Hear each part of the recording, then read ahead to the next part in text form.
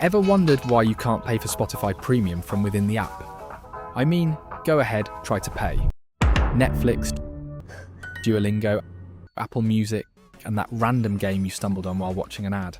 All allow you to pay for a subscription from within the app, but why not Spotify? It's a cold morning in Stockholm, Sweden, the hometown of Daniel Ek. His startup, Spotify, has grown 3,000% in value over the past 6 years and currently has 75 million active users. Elsewhere in San Francisco, California, a certain big tech company is taking note of Spotify's growth with plans to capitalize on it. In 6 months, Spotify's entire business model is going to be destroyed by this big tech company.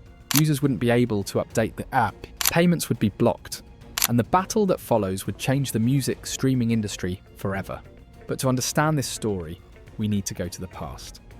If you wanted to listen to music in 2005, how would you do it? You had 3 main options. Listen to the radio, pirate music via torrents or file-sharing sites, or buy songs individually on iTunes or CD. Radio was free but had major downsides. You had zero control over what played. Whether it was a song you loved, one you hated, or a track that reminded you of your ex, you were stuck with it. There were so many nights when I heard a cool song but had no idea what it was called or who the artist was. Shazam wasn't around yet, and unless the DJ announced it, you were left humming the melody, hoping to find it someday. Discovering new music was also hit or miss. If you stumbled across a great song from an indie or lesser-known artist, there was a good chance you'd never hear it again, unless you actively searched for it. But what if you pirated it? There were many ways to do this. First, you could use torrent websites like the Pirate Bay and download music through a client like uTorrent, storing as many songs as you want. Or you could use peer-to-peer services like Napster, which allowed millions of users to share music files directly, or MP3 blogs and forums, where enthusiasts shared tracks or full album downloads. But you had to be careful. Many of these downloads, especially from torrents and shady websites, came with viruses that could corrupt your computer or even steal your data. In extreme cases, you could even be sued. Just like 32-year-old Jamie Thomas Rassett, who was fined $222,000 for pirating just 24 songs, a shocking $9,150 per track.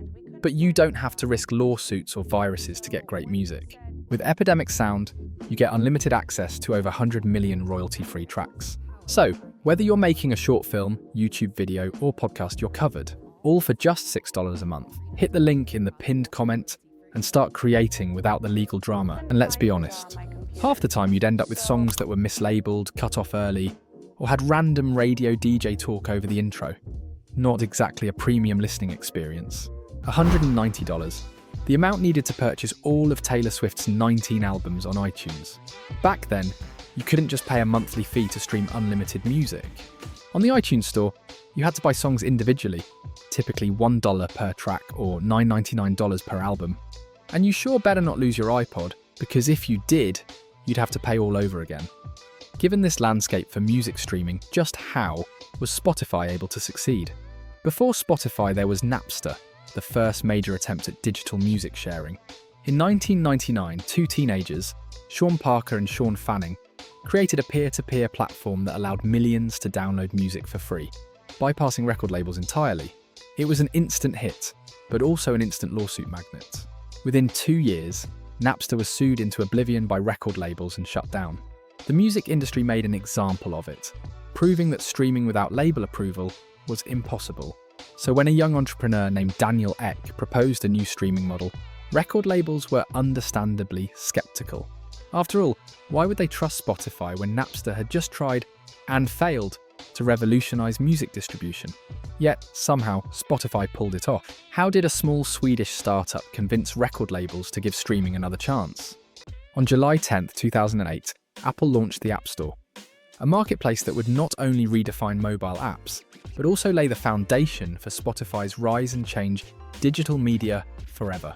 For the first time, third-party developers had a direct way to distribute their software to millions of users. It was a game changer for mobile applications, but for the music industry, it was even more profound. Suddenly, music streaming services had a way to reach users without the limitations of traditional desktop software. And while Apple itself was still committed to selling music through iTunes, One Swedish entrepreneur saw an entirely different future, one that didn't fight piracy, but embraced the reality of how people wanted to listen. You remember the piracy sites we talked about earlier?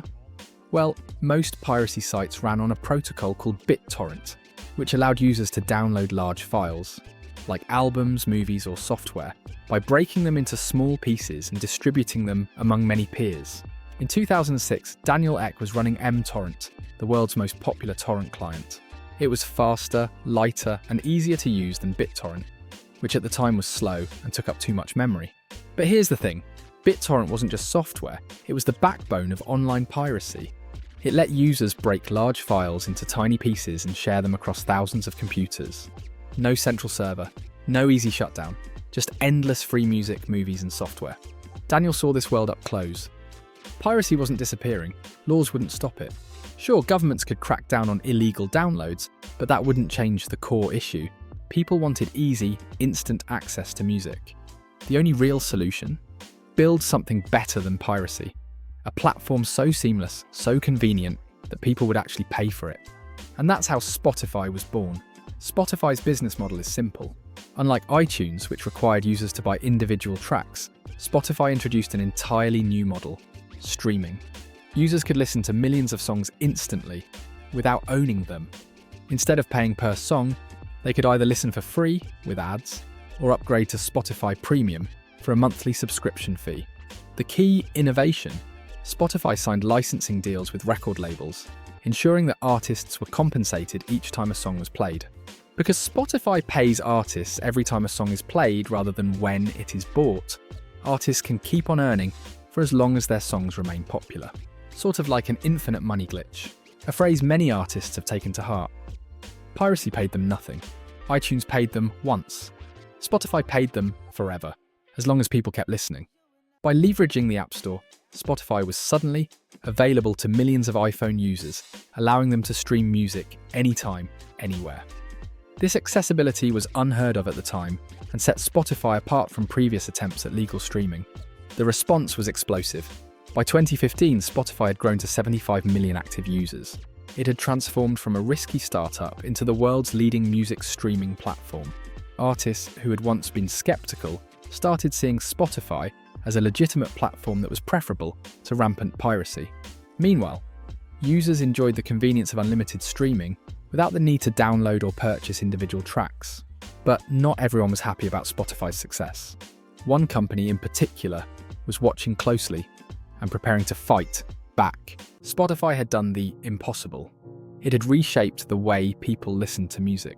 It had also stolen iTunes' lunch. Music sales started dropping by 12% yearly, and suddenly, Apple's most powerful music empire was under threat.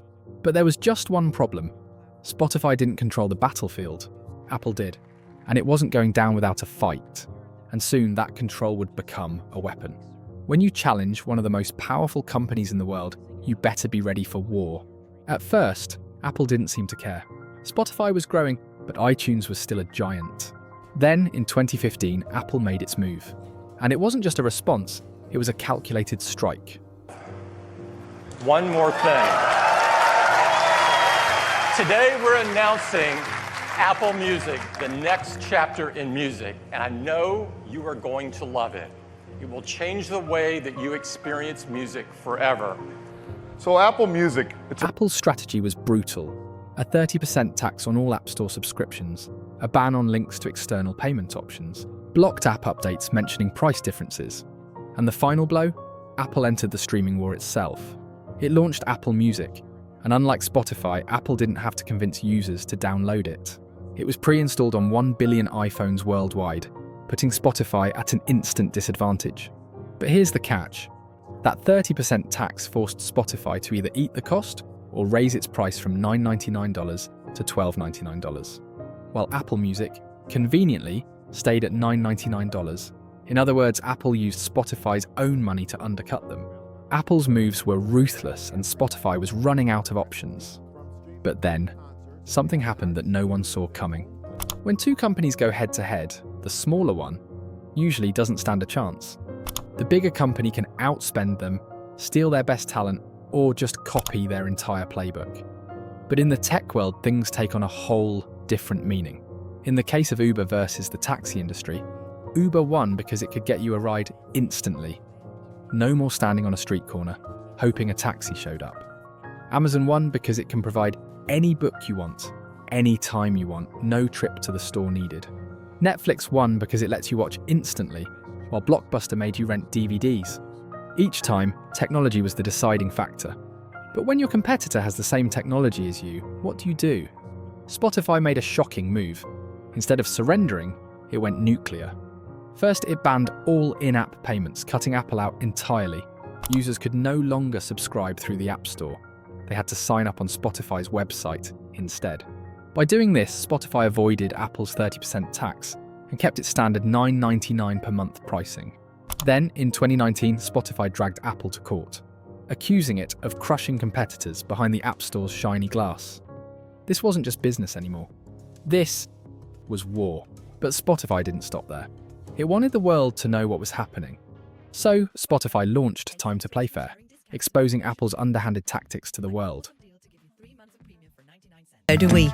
However, we don't love it when Apple comes between you and the things you love. If you were to upgrade to Premium in our app through the App Store, we'd have to give Apple a whopping 30% of your subscription fee.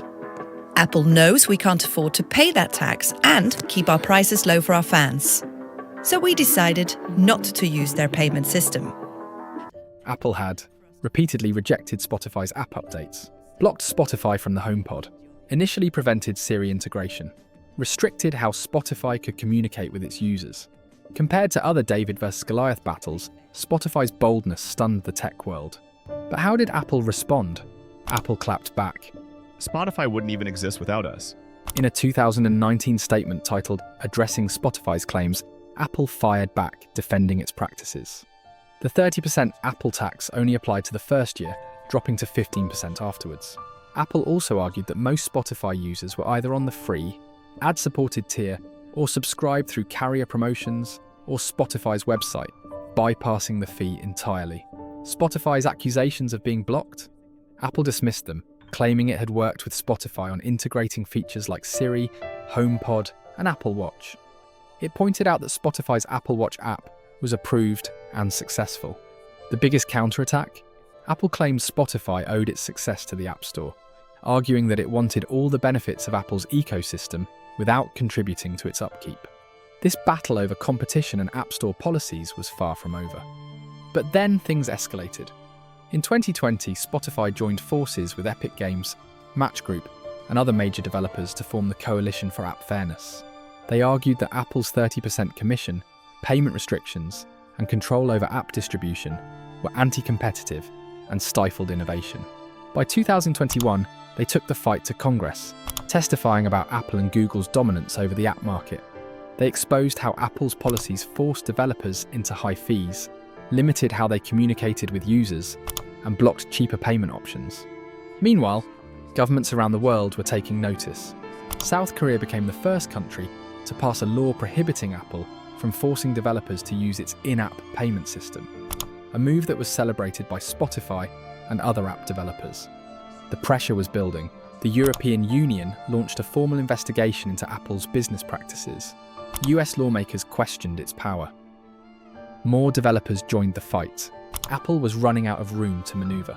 And then, Apple cracked. In 2021, Apple made a historic concession. It allowed reader apps like Spotify, Netflix, and Amazon Kindle to include an external link to their websites for account management and subscriptions. For the first time, developers could bypass Apple's in-app purchase system. Apple's 30% tax empire was beginning to crumble. But here's the crazy part. Throughout this entire war, Spotify didn't just survive, it exploded in growth. The numbers were insane. 75 million users in 2015, 140 million in 2016, 248 million in 2019, 365 million in 2021, 489 million in 2023. Spotify turned the war into free publicity, while doubling down on improving its user experience and expanding its services. But while it had won this war, a new one was brewing. While Spotify was busy fighting Apple's walled garden, other big tech giants had taken notice of the booming music streaming industry and began to launch their own services. Enter Amazon Music, YouTube Music, and Tidal. Each of them had something Spotify didn't: deep pockets, an existing ecosystem, and built-in user bases. Amazon Music had Prime subscribers. If you were already paying for Amazon Prime, Amazon Music Unlimited was just a few bucks away. YouTube Music had, well, YouTube, the biggest music discovery platform in the world. If you listened to a song on YouTube, they had a frictionless way to convert you into a paid subscriber. Plus, if you paid for YouTube Premium, the music came as a packaged deal. Google Play Music, before it became YouTube Music, was baked into Android devices, giving Google an easy way to funnel users into its ecosystem. At the same time, major record labels like Universal and Sony saw Spotify's rising revenue and started flexing their muscles, looking for ways to extract more from the company, especially now that it had dodged Apple's 30% tax. With rivals closing in and record labels demanding more, how would Spotify survive its toughest challenge yet? Amazon is for shopping, YouTube is for watching, but Spotify, it's for listening. That was its edge. While Amazon and YouTube dabbled in music streaming, they were distractions, not destinations. People don't open Amazon looking for a playlist. They don't go to YouTube just to stream an album. But when someone fires up Spotify, they know what they came for. And in the battle against big tech, that singular focus is what kept Spotify ahead. It also helped that Spotify had a couple of clever tricks up its sleeve. Its freemium model gave users something its rivals didn't: a way to try the service without committing to a subscription. No upfront cost, no paywall, and no pressure. Just open the app, start listening, and before long you've built playlists you don't want to lose. And once you've curated the perfect library, switching services becomes a hassle. Meanwhile, the competition? Apple Music, no free tier, you have to subscribe before listening. Amazon Music, only fully accessible with additional fees, even if you already have Prime. YouTube Music, without premium, background playback is disabled, an issue for mobile listeners. Spotify gave users something its rivals didn't: a free way to fall in love with the platform. No upfront cost, no paywall, just open the app and start listening. This approach also helped Spotify expand into international markets. In countries where disposable income was limited, users could test the platform before deciding whether to pay. Rather than risk money on multiple services, they could explore Spotify for free and upgrade when ready. No wasted cash on the wrong service, just music, risk-free. And then there was the long-term play, hooking younger audiences early. Teenagers and college students who couldn't yet afford subscriptions still became daily users. By the time they entered the workforce, paying for Spotify Premium felt like a natural transition, as it was already part of their routine. But while all this was happening, Spotify was already thinking ahead. It bundled its premium plans with services people were already paying for: Hulu, Showtime, and major phone carriers like AT&T and Verizon. These discounted bundles gave users even more reasons to stay locked into Spotify's ecosystem. At the same time, it doubled down on younger listeners with Spotify student and family plans, cheaper and more flexible than anything Apple or Amazon offered. The strategy was simple: hook students early with discounts so they stick around long term, make Spotify part of family plans, reducing the chances of switching. Offer premium with telecom providers, making it the default choice for mobile users. Before long, Spotify wasn't just a music app. It was embedded in people's subscriptions, routines, and daily lives. But any company can bundle plans and slash prices. So how did Spotify capture over 30% of the music streaming market and grow to 615 million active users by 2025? Every year, millions of people wait eagerly, not for a Christmas present, but for something even better: a summary of all their actions, audio-wise. And while holiday celebrations bring people together through gift giving, this tradition fuels a different kind of exchange: sharing and comparing music stats on social media. Launched in 2016, Spotify Wrapped became one of Spotify's most brilliant marketing moves, helping it steal users from competitors. It works like this: from January to October, Spotify tracks users' listening habits across music, podcasts, and audiobooks.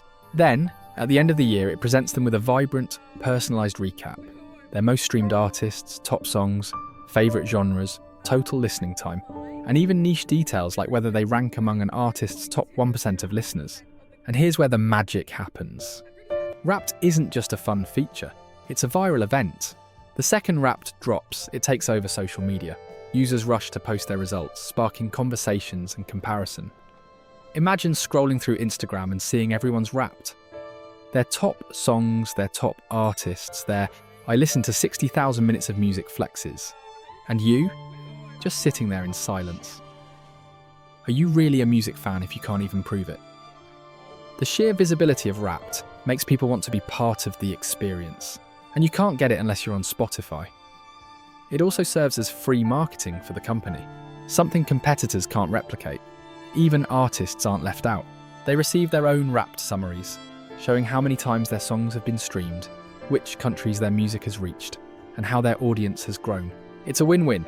Users engage more, artists feel valued, and Spotify dominates the conversation every December.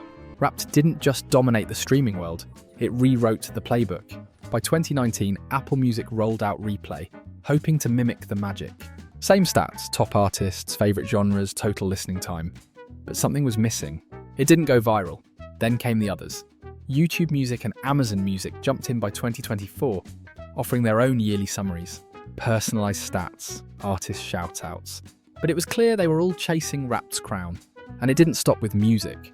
Duolingo introduced a Wrapped-style recap of your language progress. You learned 900 new words. You swore in Spanish 47 times. Even Reddit got in on it. Their Reddit recap shows your top posts, strangest subs, and just how deep you fell into the meme hole this year. Wrapped started as a music feature. Now it's a marketing blueprint. Today, it's why Spotify owns December. And in the war with big tech, that wasn't just clever branding. That was victory.